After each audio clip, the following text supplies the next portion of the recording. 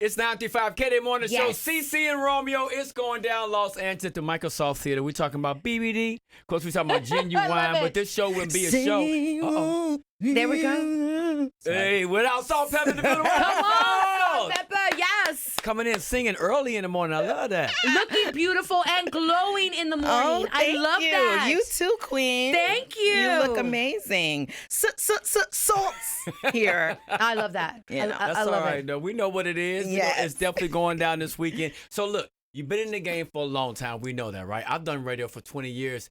Interviewed you on the phone, first time in person, so super excited about this. This is like a very special moment for me, right?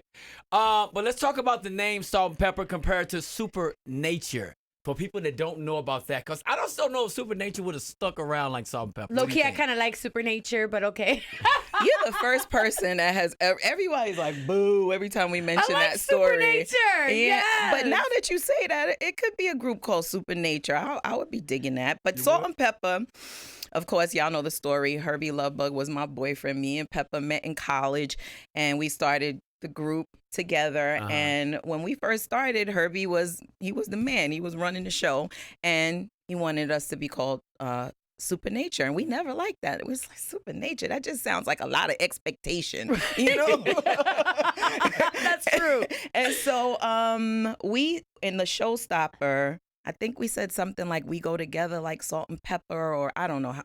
Actually, the whole story, because it changed a lot over 35 years. Yeah. But the fans basically started calling us Salt-N-Pepa, and so it stuck. They named you. Wow. Yes, pretty much. And you know, it's appropriate because me and Pep are polar opposites, as you guys know. But I always say that she pulls me to the edge, and I keep her from going over. So that's how we balance each other out. I think that's us too. Yeah, Yo, there's a Yeah, Salt-N-Pepa. we're like Listen, Salt and Pepper too. there's Because, a Salt-N-Pepa yes. in every friendship, girl. Yes. And it's a challenge and a blessing, isn't it? It is. It is. Yeah, you had those days. We're polar opposites, but we get along so But good. you get along so, and And we get sometimes it. you don't.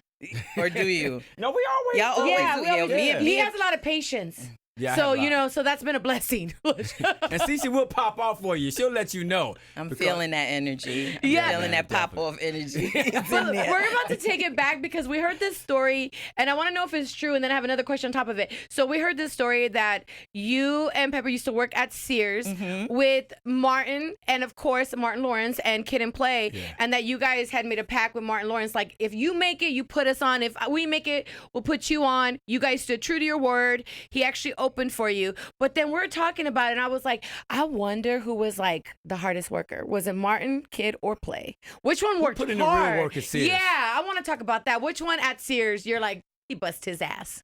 I love that you told the whole story and then got to a lighter question. Like, thanks. I'm like, oh, yeah, that's the whole story. Who was the hardest worker? I doubt if any of us was working hard. To tell you the truth, we were kind of faking it. Like, me and Pep used to act like we were on the phone with a customer, but we would be calling each other. No. In the cubicle. She's like in the cubicle, like right next to me. And we're just like, girl, you know. But you had to pretend because there was a chart in front of the room. So if you made sales, your chart went up or down. Me and Pep was always like all the way at the bottom because I think Herbie, Kid and Play, and Martin Lawrence were faking sales. Oh, They were writing them down, Martin. but they wasn't real. They was faking sales. I was dodging. When I was in college, I worked at a clothing store, worked on commission, but I hated it. It was just some days you just didn't want to deal with customers. So when people walk in the store, I would walk between the closing aisle or walk in the back because I just wasn't trying to communicate at that time. And it's funny, I have a job where I have to communicate, so I don't know how that worked out for me. Okay, so that's what they be doing when we walk in the store. We You be can't that find like- nobody. Y'all hiding? Okay, got They it. can find it. They can find it. So let's talk about some of this. We talk about Queen Latifah, Little Kim, right? We're just talking about legendary people, right? But then again, you guys built this foundation. You paved the way. But now let's compare that to the women of today as well. Megan Thee Stallion, Nicki Minaj. When you see this and what it's done for women in hip hop and R&B for that much, what are your thoughts? So you sit back and say, you know what?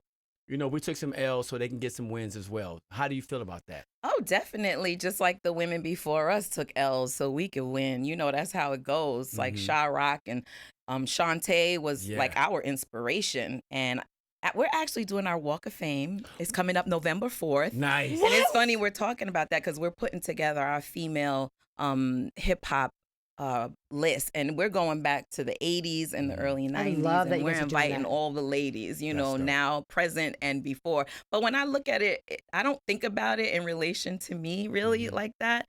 But I do think about it like there was such a long period of time where there were no women. And the question was always, where are the female rappers? Yeah. Where are the female rappers?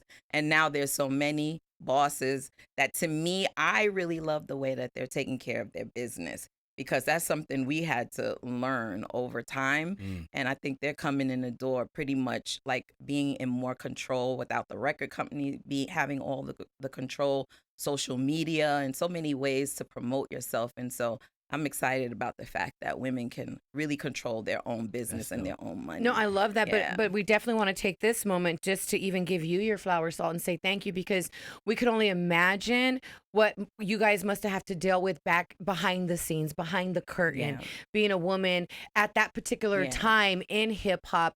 There's so much that we don't know that you guys battled, but you went on stage every night and you had this smile and you performed for your fans and you never let that shake you. Yeah. That's a true queen. Yeah, thank you, Queen. I appreciate, no, Went for from reals, one yes. queen to another. I remember, y'all want to hear a good story? Yes, girl, I want to hear it. So I remember back in the day, very early on, I think it's just the Showstopper that was out, which was the answer to Slick Rick and Dougie Fresh's The Show. That was the song that put us out there. I was standing near Russell Simmons. He didn't know I was standing there. And somebody happened to ask him, what does he think about those Salt-N-Pepa girls? And he gave us a thumbs down. And then years later, he tried to sign us to Def Jam. He hates when I tell this story. We're loving it right now. But I'm like, we were so underestimated. And like in any area, corporate, whatever, women have to just work harder to get their respect, to get their equal pay, to get what they deserve.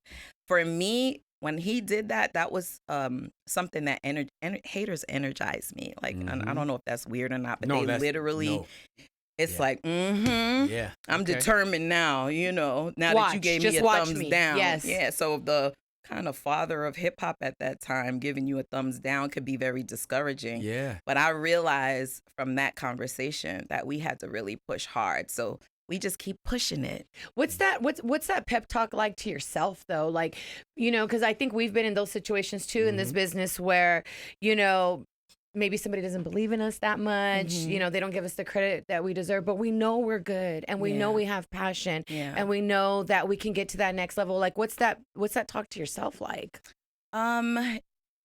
Like you said, passion. I was in college. My first year of college, I barely got out of high school. So I was in college like, what am I doing here? Like, I don't really know what I'm doing here. I was barely going to class. I was drowning. And when Herbie put me on the mic for the first time, I remember just this feeling of this is what I'm going to be good at. And this is what I love.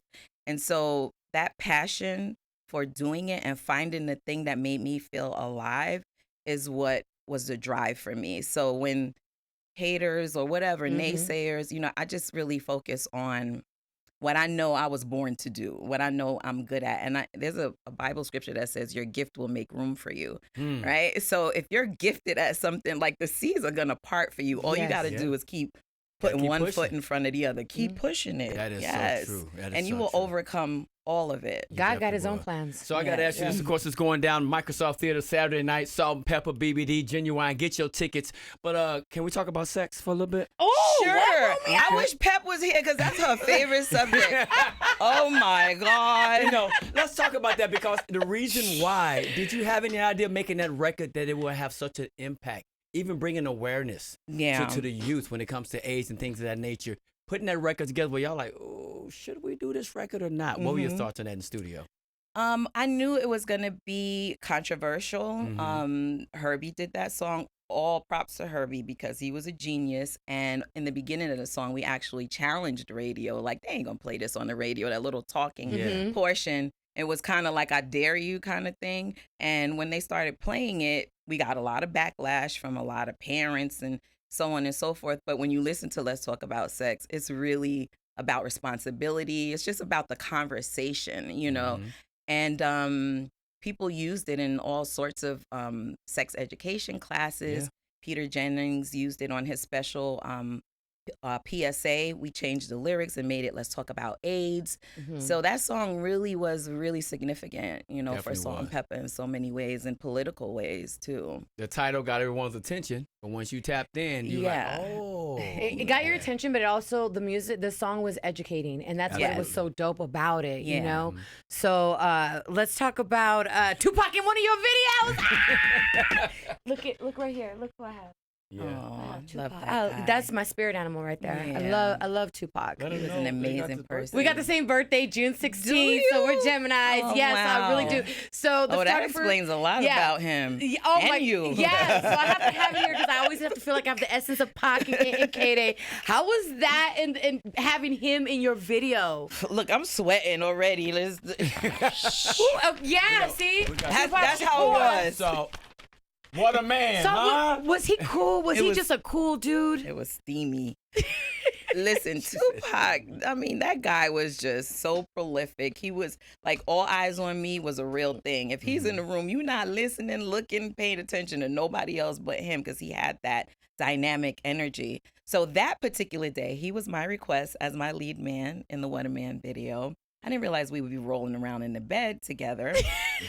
And so that was nice and awkward because my baby daddy was in the room. Oh my God. I was like, can you leave, please? Right. He's like, no, I'm going to stay right here. That's Like, oh, I ain't Tupac. going I'm in this nowhere. bedroom. And my toes were literally curling, girl. Like, Wow, we getting this for real, for real. no, because everybody had a crush on Tupac, whether he was married, single, whatever. I mean, he was that Women guy. still love Tupac. Women you know? still love Tupac. And he was such an unusual person. He would do things like one time when me and Pep were winning the Grammy, I believe, and he sent us a cake as a present, but it was in the shape of a Glock. And we were like, is he threatening us? Or congratulating? He was sending you some. He was sending you some gangster love. He was sending us some gangsta love. And then one day he called me and he's like, listen to Keep Your Head Up. I dedicated the song to your daughter, Corinne. And I was like, that was just unusual to me. Met her a couple of times. And if you listen to the beginning of the song, I like to dedicate this song to a little girl named Corinne and a little boy named Elijah. And I was like, oh, wow. Well, thanks, bro. Oh my God! Yeah. I know Got a gym that's right a little there. stunt right there for Corinne. For real, for real. Yes. Keep your head up. Yeah, that's me right there. Oh my God! Your daughter must have left a mark on him when she met him. I think so. That's the only thing I could think. You know, like when something special about her. So yeah. Okay, so Saturday is going to be something special at the Microsoft Theater. Yep. Now, LA fans are so different. When you come to LA, it's a whole different type of energy. You know, so like he said, BBD, Genuine. What's it like in LA? Just the difference between LA fans? Well, we just did a show in LA. We were on tour with New Kids, In Vogue, Salt-N-Pepa, Rick Astley, and we did like 58 cities with 3 months. And when we come to LA, it's like just on fire. It always on fire. The fans are always excited. There's some cities you go to and people just sit there and kind of watch.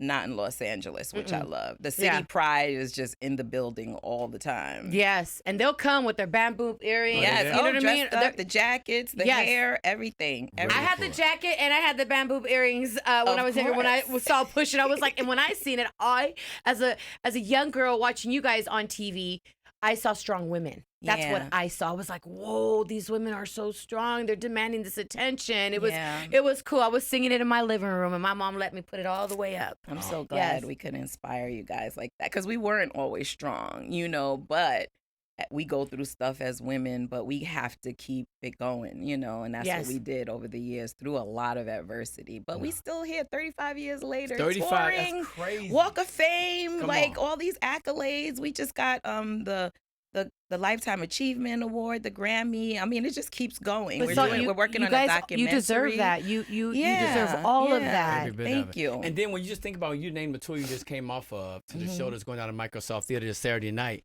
That's how universal your mass appeal that you have. Your audience is so wide. It is. And now still touring today, you have a whole new generation just hanging on to you, follow you on Instagram, things of that. Like, can you imagine social media back in the day? Like, what would it have been for you guys then? You know what I'm saying? It would have been amazing. Scandalous. It would have been a whole different angle on stories. You're like, well, We I'm found so out through glad. social maybe it was media. better we didn't have it. Exactly. I feel sorry for these young people. I'm like, dang, they can't get away with nothing, man. It's They think they're being slick, and you never know. There could be somebody around the corner with the phone right there. Yes. Got 'em. Invasion of privacy is. I'm glad that wasn't a situation for us, because Yeah. I think that has to be really difficult. For everything you do, every move you make, to be on Baller Alert or the Shade Room and everybody in your business. You got to be even more strong, I think, as an artist now. Especially you those ones that just have to read the comments. You know what I'm saying? Because sometimes it's just not healthy to do that. Yeah. And I hate the fact that some artists just can't just turn it off and be like, I'm not even going to look. I'm going to keep doing Yeah. me. But most of them get sucked Or into it. you know what? Sometimes right now, a lot of the artists, they can't even post where they're at until after they leave. Yeah. You know, they can Yeah. post Especially afterwards since because that of Kim safety. Kardashian situation, right? Yes. That is so true. Mhm. So many situations, but at the end of the day, you guys are pushing through it. You Yes. guys are still, making noise. Hollywood Walk of Fame. Oh my God, that's such an honor. Like, I know you probably don't look at your highlights, but does that give you a moment to say, man, we accomplished a lot? Yeah. I'm like, me and Peppa kind of different in that way. She's a horn tutor, which I love. Like, she toots that horn real good, Yes. And I'm kind of like, there's Salt and there's Cheryl. Mhm. And I feel like I'm always Cheryl looking at Salt like, damn, girl, you did that. So it's always a surprise to me, Yeah. the celebration. But I appreciate it. It's amazing, because when I first started, I always knew we would be successful, but definitely didn't know that it would last this long and we would be getting all these awards. It's because you're timeless, girl. You're timeless. Music. Yeah, yeah. Yeah, that's an absolutely. honor to be timeless. Not everybody is. It is. And not everybody is. Yes. Especially in this cookie cutter music generation. Yeah. Mhm. You got to stand out. Mm-hmm. And that's what Salt-N-Pepa did. I feel like we brought fun, fashion, and femininity to hip hop. That was our niche. Salt-N-Pepa with the timeless music. So KDAY Nation, get there on time. Get there on Saturday time. night, Microsoft Theater, Genuine, BBD, and of course Salt-N-Pepa here. Hey. Yo, this is special, man. Yes. We thank you so much Thank for pulling up you. today, man. For We're sure. so excited that you're here. Like, seriously, because Yeah. we've never got a chance to interview you in Thank person. you. So we're just like, oh my God, man. yes, she has to come and take over KDAY. Yes, you're a joy.